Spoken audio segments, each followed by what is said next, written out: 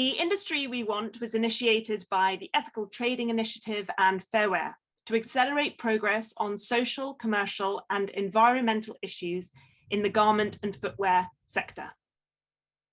We are pleased to have been joined in our endeavours by the Sustainable Apparel Coalition and have benefited hugely from the partnership of many industry experts and widespread industry consultation and input.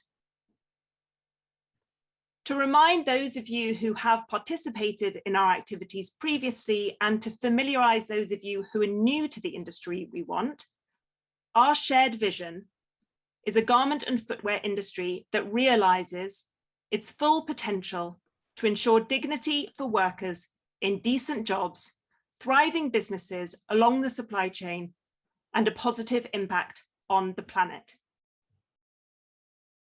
As indicated in our vision statement, the 3 pillars of our initiative are the social, commercial, and environmental.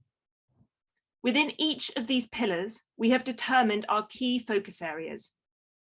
This was done in wide consultation with affected stakeholders and industry experts.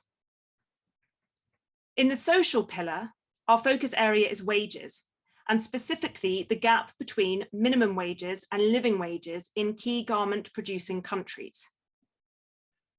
In the commercial pillar, our focus area is purchasing practices, how to leverage supplier feedback to drive positive developments in commercial relationships in the industry, which are critical to the realization of both the social and environmental goals. In the environmental pillar, our focus area is greenhouse gas emissions and the reduction of these in line with net zero targets. While there are a number of initiatives attempting to drive progress on each of these issues, it is now abundantly clear that change and progress are not happening fast enough. In the main, workers are still underpaid, commercial terms are still poor, and environmental impacts are still extreme. Measurement, of course, does not change everything, but measurement can help. And as it stands, we are lacking any regular sector-wide data to understand where we are now and how fast we may be moving forwards or sliding backwards as a sector. What's more, we struggle to assess the overall impact of our multiple interventions as they relate to the sector as a whole. The absence of such data can limit our ability to drive the industry transformation so drastically needed if we are to make progress. It is with this in mind that we are launching our first pilot iteration of the Industry We Want dashboard. 3 annual metrics, 1 for wages, 1 for purchasing practices, and 1 for greenhouse gas emissions, that in 2022 will establish a baseline measurement. Data for each of these metrics will be updated on an annual basis until at least 2025, so that we can gauge how the industry is progressing and ask bigger, stronger questions about how to support, stimulate, and scale progress, about how to transform the industry. Now, the baseline measurements are as follows. Our wage gap metric, devised in partnership with the Wage Indicator Foundation, is 45%. That means that the average percentage gap between minimum wages and the average living wage estimates in the key garment producing countries in our data set, so over half a dozen countries, is 45%. This tells us that on average, workers in these countries are receiving just over half of the money they need to reach a decent standard of living. Now, this is of course not new information. The garment and footwear sector is known for being a sector characterized by the use of cheap and disposable labor. But I think we can all agree that if we were working on a traffic light system, this indicator would show up as red. These are real lives, real workers, and real wage gaps. And the progress is simply not good enough. This is an image of the data set that supports our overall indicator. The data set, also developed in collaboration with Wage Indicator Foundation, is now available on the Industry We Want website and will be expanded and strengthened over the next few years. In brief, the beige columns show the national minimum wages for each country, while the turquoise bars show the range of living wage estimates also available for each country. As of the 1st of January, oh, sorry, could someone just mute? It's a little bit of interference in the line. Thank you very, very much. Okay, I will just recap quickly. So in brief, the beige columns show the national minimum wages for each country, while the turquoise bars show the range of living wage estimates also available for each of these countries. If we take Cambodia as an example, you will see as of the 1st of January, Cambodia has a national minimum wage of 172 euros per month, represented by the beige column, and living wage estimates, which are in the turquoise bar, that range from 282 euros per month at the lower end to 528 euros per month at the higher end. These include estimates from Global Living Wage Coalition, Wage Indicator Foundation, the Asia Floor Wage Alliance, Clean Clothes Campaign, and others, all updated to show the average estimates for 2021. Again, if you go to the industryWeWant.com, you will be able to see these figures and play around with them. They're more interactive, of course, on the internet than they are on the slide. And you will also see that the donut indicators below each bar show the percentage gap between the national minimum wage and the average living wage estimate for each country in ascending order. Each year, the dashboard metrics seen in the previous slide will reflect the average percentage wage gap of all these countries and the countries that will be added subsequently.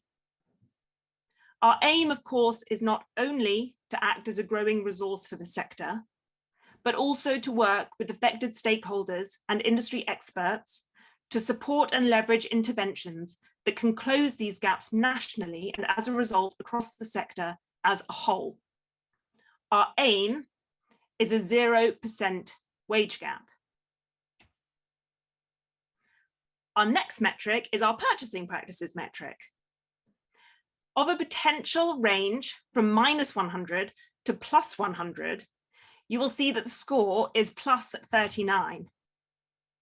This score was generated by the Better Buying Institute's Partnership Index Survey, a 12-point annual survey available for all suppliers to rate their buyers' purchasing practices on a scale of 1 to 5.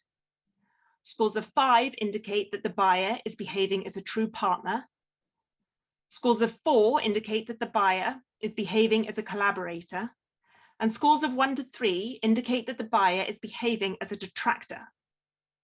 The survey, circulated in October, received over 500 responses from suppliers in the apparel sector across 50 different countries. If we break down the feedback, we can see that amongst the buyers rated, 56% of overall behaviors, on a different slide, 56% of overall behaviors were considered those of a true partner.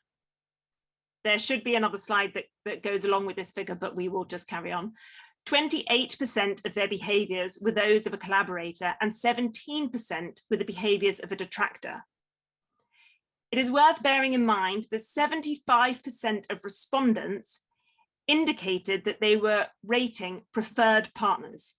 So the results of this survey very much reflect the behavior of the industry's best actors.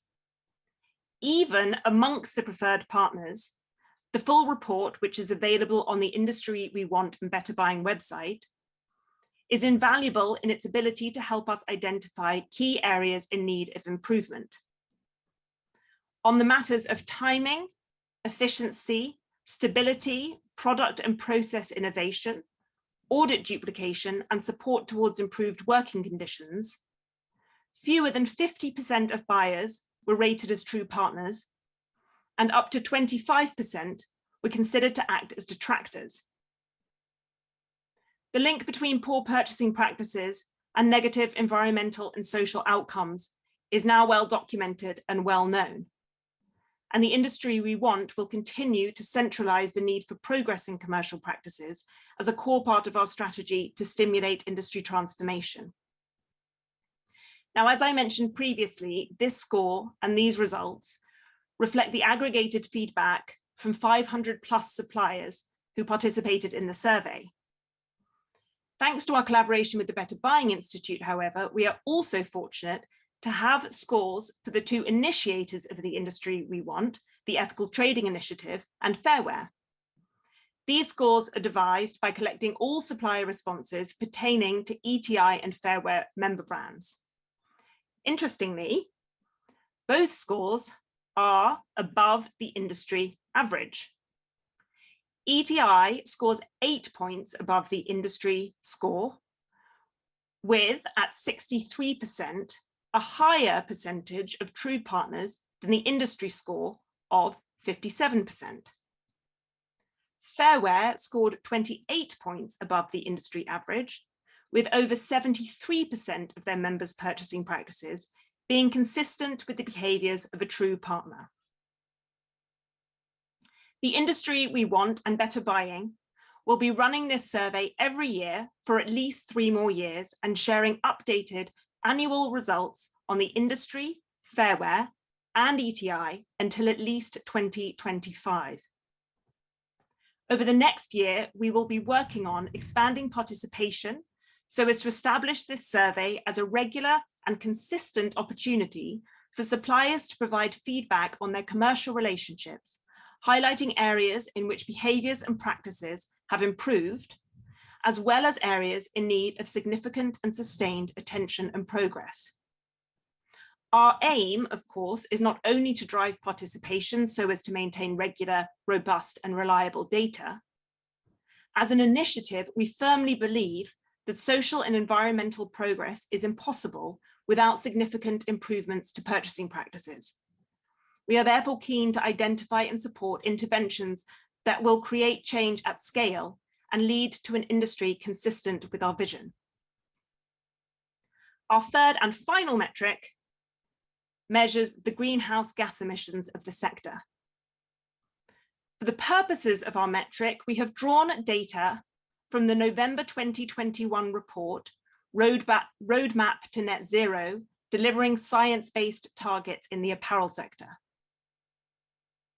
As you can see, the report estimates annual greenhouse gas emissions of the sector to be 1.025 gigatons. This figure represents roughly 2% of annual greenhouse gas emissions globally and was arrived at using data from the Sustainable Apparel Coalition, HIG and Textile Exchange. The impacts of climate change are already being felt around the world. Garment workers in Bangladesh and other countries report forced migration to the city as a result of flooding in rural areas. Storms and tidal surges are more frequent, as are the number and intensity of hot days in countries around the world. Crops are drying out from lack of rain and air quality is getting significantly worse. Dealing with the intersectional vulnerabilities of poverty, gender inequality, and climate change renders garment workers amongst the world's most at-risk communities. Unchecked, AII, the Apparel Impact Institute, estimates that emissions will grow to 1.588 gigatons by 2030, well off pace to deliver the 45% absolute reduction needed to limit warming to 1.5 degrees Celsius. It will not be enough to release intermittent reports with varying data sets at unscheduled intervals. It is imperative that we have regular, updated data sets to hold the industry accountable to the targets set and for the impacts created. This is why we are particularly pleased to share the news that the industry we want will partner with the Apparel Impact Institute to update this data on an annual basis until 2025. I think we can all agree that progress on each of these metrics is imperative if we are to realize our vision of a thriving industry with dignified employment opportunities, fair business practices, and a positive impact on the planet. Indeed, a dashboard commensurate with this vision would look significantly different. Over the next few years, the industry we want will be looking to support the drive towards industry transformation as a resource, a convener, and an ally for change. We hope very much that you will join us in improving the data behind these metrics and most particularly the results over the coming years. And we look forward to exploring ways that we can collaborate further to create the industry we want.